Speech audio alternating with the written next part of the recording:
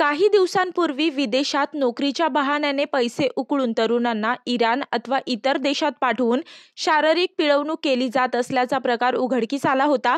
या प्रकरणी फेब्रुवारीमध्ये सीबीडी पोलीस ठाण्यात गुन्हा दाखल झाला असता त्यामधील सूत्रधाराला सहकार्यासह बुधवारी अटक करण्यात आली। यावेळी दोघांकडेही पिस्तूल मिळून आली आहे।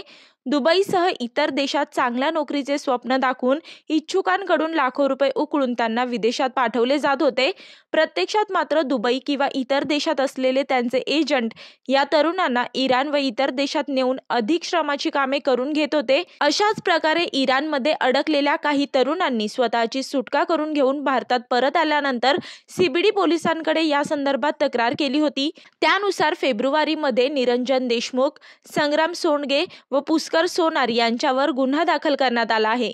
त्यामधील निरंजन देशमुख हा बुधवारी सकाळी सीबीडी परिसरात येणार असल्याची माहिती पोलिसांना मिळाली होती।